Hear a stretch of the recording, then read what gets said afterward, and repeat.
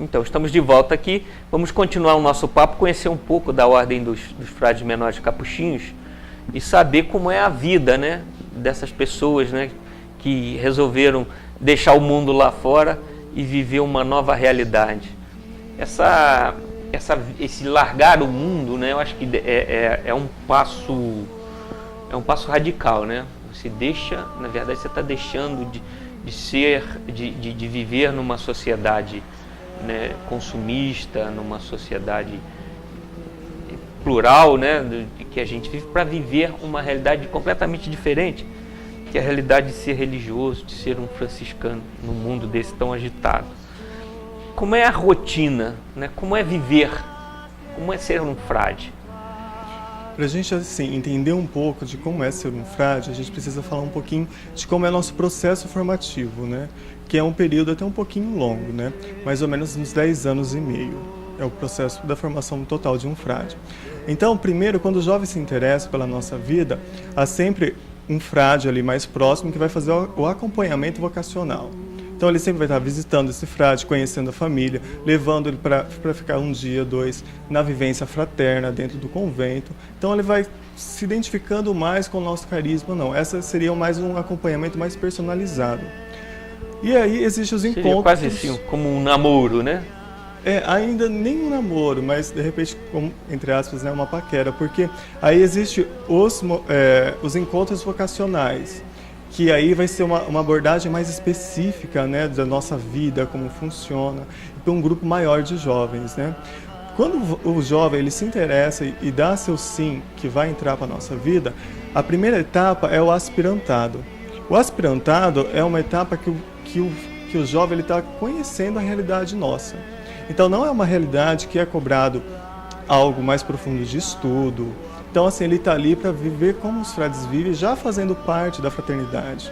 Mas como se ele estivesse morando e observando e analisando tudo aquilo, né? Ou seja, ele está aspirando, ele está um pouco sentindo de como que é a nossa vida fraterna. Então, na verdade, no aspirantado ele ainda não é um frade, né? Ele está só, digamos assim, conhecendo, né? Isso, seria isso. E, quer dizer, ele conhecendo a ordem e a ordem conhecendo ele também, isso, né? Apesar que isso não é todo o processo formativo, mas o aspirantado é mais forte nesse ponto. Aí depois ele passa para a segunda etapa formativa. Mas antes do aspirantado, parece que tinha na província, na sua, né? É o aspirantado que algumas não fazem.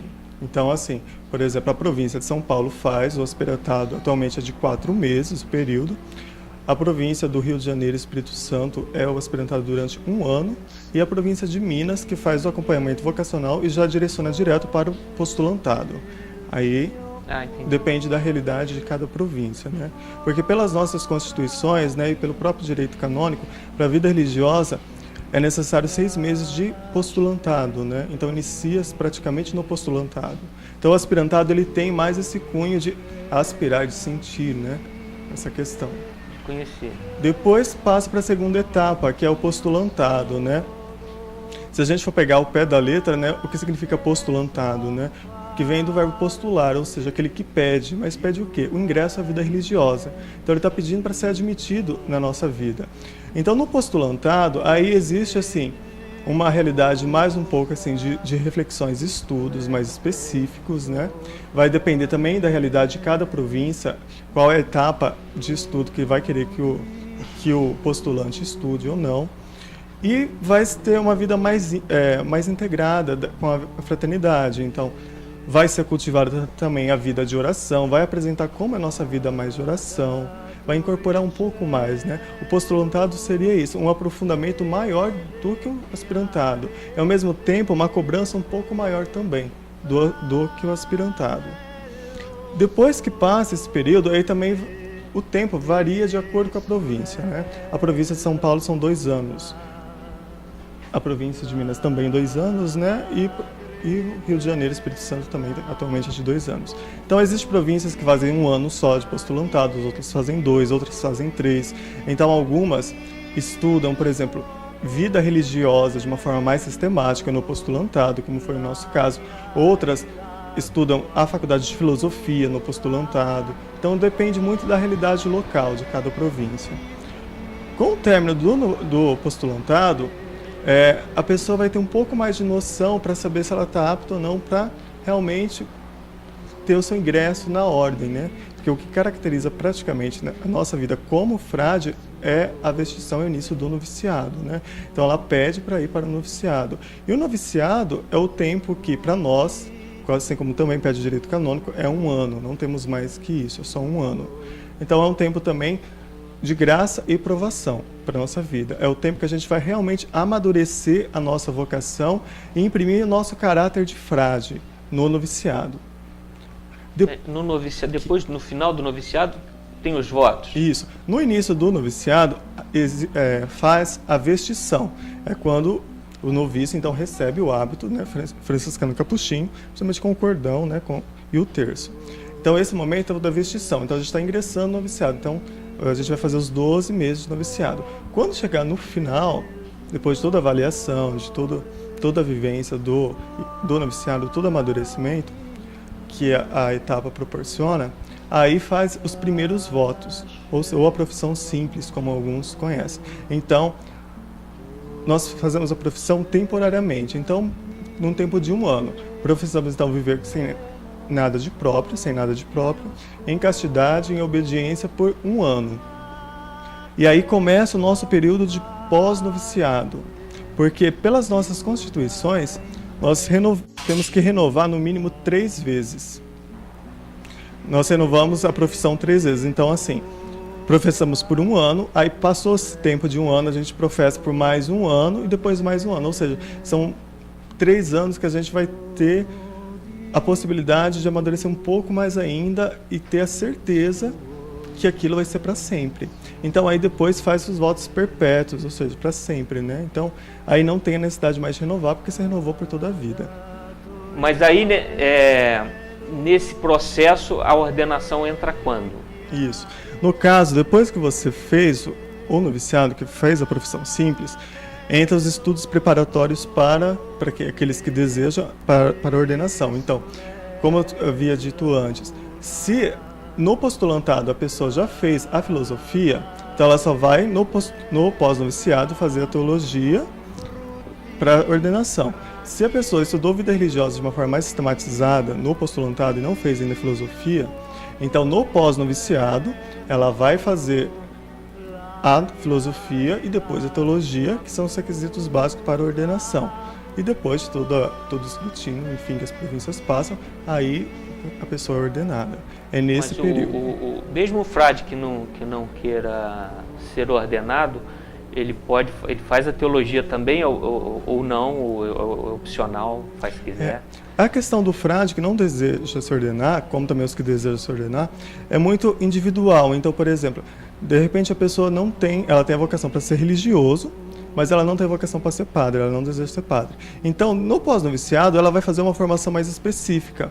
Ou ela vai entrar na área da saúde, ou ela vai entrar na área da psicologia, ou da administração, enfim, a área que ela se encaixar, ou do serviço social, que seria uma forma dela estar colaborando com a sociedade, sendo religioso, mas com uma formação específica. Se a pessoa tem o desejo de fazer filosofia, teologia, ela também vai depender de cada província, né? E então, não é que ela não vai ficar sem estudar, pelo contrário, ela vai ter uma formação específica. E o mesmo acontece com quem também se ordena. A pessoa se ordena padre, de repente, se ela tem intenção de dar continuidade nos seus estudos numa outra área, ela pode continuar também. Vai depender de cada província, da realidade local, né?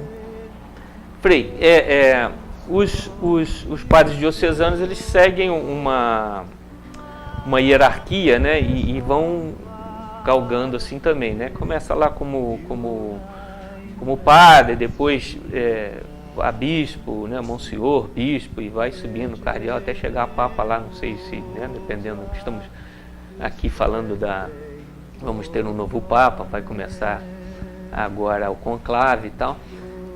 O religioso também entra nessa carreira, digamos assim, ou não? Sim, de certa forma sim. Como a vocação primeiro, o chamado primeiro é de ser um religioso, e se ele desejar se ordenar, ser um religioso padre, ele pode sim também depois ser nomeado bispo, ser escolhido cardeal e, como o senhor disse, até, quem sabe, chegar a ser um papa. Nesse conclave em que a gente vai acompanhar daqui uns dias, nós temos um cardeal que ele é capuchinho. O cardeal lá dos Estados Unidos, ele é capuchinho e está lá no Colégio Cardinalício e vai participar dessa votação. Aí é que se encaixa a vocação de serviço à igreja. São Francisco, quando ele começou o movimento franciscano, para se diferenciar dos movimentos heréticos que tinha na época, ele não se distanciou da igreja. Ele não renegou nada o que a igreja ensinava, o que a tradição da igreja ensinava. Então também, seguindo esses passos da igreja, o franciscano sim, ele, depois de ordenado, ele pode sim se tornar um bispo, se tornar um cardeal. Isso também é depois da caminhada, depois do desempenho dele no serviço do sacerdócio. Você tem notícia de algum papa que tenha sido franciscano ou não? Se eu não me engano, João 23 era da ordem franciscana secular. Mas um papa que foi frade, eu não conheço. Mas João 23, pelo que me consta, ele foi franciscano secular, da ordem franciscana secular. Aí tem até algumas florinhas, como nós dizemos, alguns fioretes, que por baixo da batina papal, João 23 usava o cordão de São Francisco, o nosso cordão franciscano com os nós, para remeter também à consagração dele de um dia franciscano. Já estão avisando aqui que o nosso tempo acabou, o papo estava muito bom, mas quem quiser conhecer um pouco mais a Ordem Capuchinha, quiser conhecer um pouco mais sobre São Francisco, pode procurar aqui, como é que faz? Sim, nós estamos então presentes aqui na Capela Nossa Senhora de Fátima, aqui no bairro de Fátima. Temos o nosso convento literalmente grudado com a capela. Nós cuidamos aqui da Capela Nossa Senhora de Fátima. E o jovem que se interessar a descobrir um pouco mais sobre Francisco, alguma pessoa também que deseja descobrir um pouco mais da vida desse homem, que mesmo após 800 anos ainda chama atenção, ele é uma pessoa tão próxima de nós, mesmo vivendo há 800 anos, pode nos procurar aqui na capela, aqui no nosso convento. E também, como frades, a pessoa, o jovem que desejar acompanhar, ter esse acompanhamento vocacional, ele é bem-vindo para conhecer também um pouco da nossa vida, um pouco da nossa rotina. E também para as outras pessoas, as pessoas casadas, as pessoas que não desejam ser frades, mas que anseiam também por seguir os caminhos de São Francisco, os ensinamentos de Cristo ao modo de Francisco. Nós temos presente aqui na comunidade de Fátima a Ordem Franciscana Secular. São leigos consagrados que são franciscanos, também fazem parte da família franciscana. Também é uma ordem fundada por São Francisco, uma ordem de leigos consagrados. Também desempenham vários papéis na nossa comunidade, como assistência aos pobres, formação, diversas coisas que a Ordem Franciscana Secular também ajuda nós, a Ordem dos Frades. E a pessoa que se interessar, desejar descobrir um pouco mais sobre Francisco, um pouco mais sobre esse carisma que há 800 anos vem sendo iluminador na igreja, ela é convidada a chegar até nós aqui no nosso convento. Procurar. Sim, procurar. Assistir na missa aos domingos, tem contato com vocês, ou então pode tocar a campainha lá. Sim, temos ali o interfone, temos a missa celebrada diariamente, de terça a sexta, às 7 horas da manhã, que nós noviços rezamos o terço às 6h30, e às 7 horas temos a missa de terça a sexta. E nos domingos também tem a missa às 7h30 da manhã e às 10 horas aqui na Capela de Fátima. Então, tanto o convento quanto a igreja, a Capela de Fátima, está aberta a receber um pouco mais desses interessados por São Francisco, desses que se desejam conhecer um pouco mais sobre o pobre de Assis, que há 800 anos vem iluminando jovens como nós, vem iluminando famílias e vem suscitando vocações. Tá bom, então. Obrigado por vocês nos receberem aqui na casa de vocês. Esperamos fazer outros programas aqui para conhecer um pouco mais a vida, né? Visitar um pouco mais o convento, tá bom? É isso aí. Vamos dar uma paradinha para os comerciais e voltamos já no próximo bloco.